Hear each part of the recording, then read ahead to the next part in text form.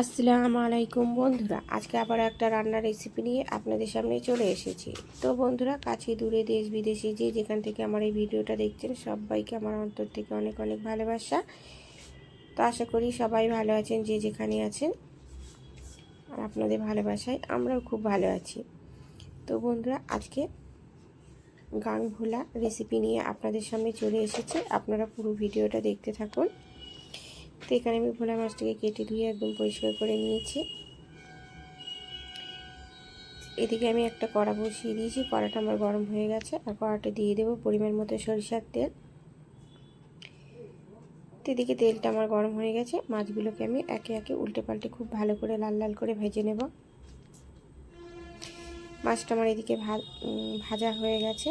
আর আমি মাছ ভাজা ওই তেলের মধ্যে দিয়ে দেবো পেঁয়াজ বাটা, জিরে, গোলমরিচ, পোস্ত আর সর্ষে একসঙ্গে বাটা পুরোটাই তেলের মধ্যে দিয়ে দেব। দিয়ে দেওয়ার পর সমস্ত কিছু আমি তেলের সঙ্গে খুব ভালো করে ভাজা ভাজা করে নেব। আদা রসুন সব কিছুই একসঙ্গে পেস্ট করে নিয়েছি বন্ধুরা, কাঁচা লঙ্কা সমস্ত কিছু একসঙ্গে।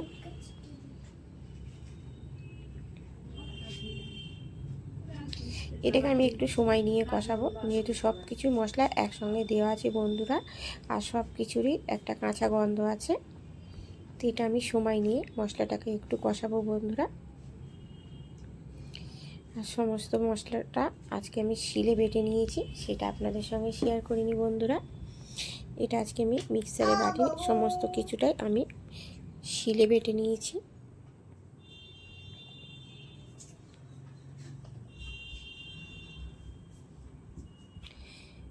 তো মশলাটা আমার কিন্তু দানা দানা হয়ে গেছে, মানে মশলাটা আমার প্রায় কষানো হয়ে গেছে। এখানে আমি হলুদ গুঁড়ো আর কালারের জন্য দিয়ে দেব কাশ্মীরি লঙ্কার গুঁড়ো, দিয়ে আমি আবারও খুব ভালো করে মশলাটাকে কষিয়ে নেব।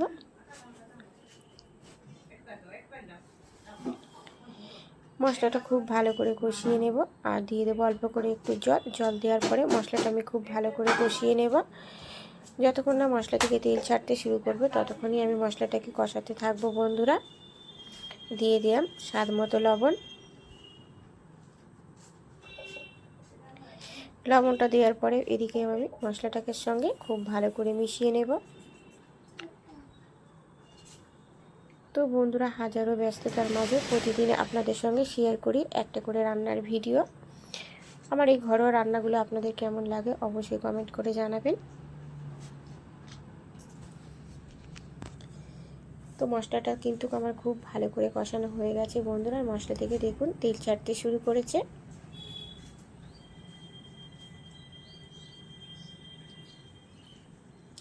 আমি আবারও খুব ভালো করে নাড়াচাড়া করে নেব।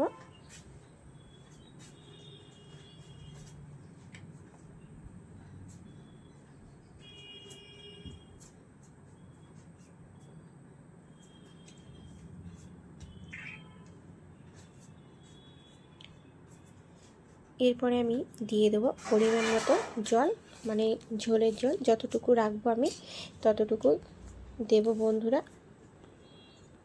যেহেতু গাং ভোলার আজকে ঝোল রেসিপি বানিয়ে আপনাদের সঙ্গে শেয়ার করছি বন্ধুরা, তাই আমি একটু ঝোলের জলটাও একটু বেশি দেব। তো আমি এখন এটাকে ফোটার অপেক্ষা করছি বন্ধুরা।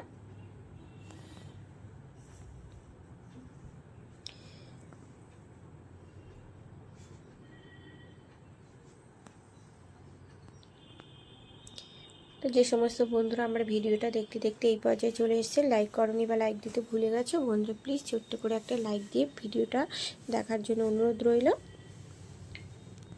আর আমার রেসিপিগুলো আপনাদের কেমন লাগে অবশ্যই লাইক কমেন্ট শেয়ার এবং সাবস্ক্রাইব করে আমার পাশে থাকবেন। বেশি বেশি করে কমেন্ট করবেন, অন্য বন্ধুদেরকে দেখার সুযোগ করে দেবেন। যদি ইউটিউব থেকে দেখে থাকেন অবশ্যই আমার চ্যানেলটিকে সাবস্ক্রাইব করে দেবেন। যদি ফেসবুক থেকে দেখে থাকেন অবশ্যই আমার চ্যানেলটিকে ফলো করবেন বন্ধুরা। আর কোনো বন্ধু যদি আমার পেজে নতুন হয়ে থাকো অবশ্যই সাবস্ক্রাইব করে আমার পাশে থাকবেন আর পাশের বেল আইকনটিকে অন করে রাখবেন বন্ধুরা, যাতে আমি নিত্য নতুন রেসিপি ছাড়লে আপনি প্রথমেই দেখতে দিতে পারেন। তো ঝোলের পানিটা আমার বন্ধুরা, ঝোলের জলটা আমার খুব ভালো করে ফুটে গেছে। তো এরপরে আমি ভেজে রাখা মাছগুলোকে একে একে দিয়ে দেব। ওই যে বন্ধুরা বললাম হাজার ব্যস্ততার মাঝেও প্রতিদিন চেষ্টা করি আপনাদের সঙ্গে একটা করে রান্নার ভিডিও শেয়ার করতে। তো যখনই সময় পাই তখনই ভয়েস দিতে শুরু করি।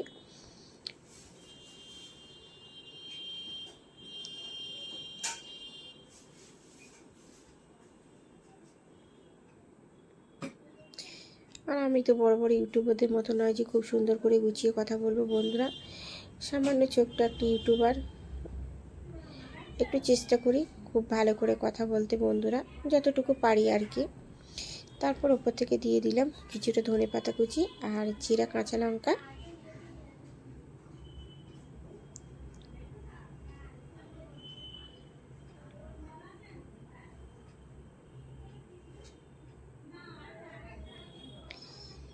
আমার যেহেতু বাজারের উপরে বাড়ি, মানে রাস্তার ধারে বাড়ি, তাই ভয়েস দিতে গেলে কিন্তু চারিদিকের একটু আওয়াজ চলে আসে বন্ধুরা, মানে গ্যাঞ্জাম আর কি।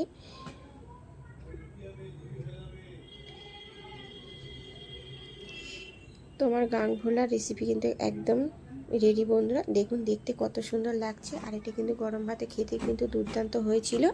যেহেতু ভোলা মাছ নোনা, আপনারা তো জানেন, আর নোনা মাছ খেতে কিন্তু সত্যিই খুব ভালো লাগে। তারপরে এখানে আমি একটা পাত্রে নিয়ে নিলাম, তারপরে পাত্রে নামিয়ে নেব বন্ধুরা। এটা বলতে পারেন একটা থাম্বনেলের জন্য, তাই এটাকে নামিয়ে নিচ্ছি খানিকটা। তো দেখা হচ্ছে অন্য কোনো রেসিপির সঙ্গে। আজকের মতো আল্লাহ হাফেজ।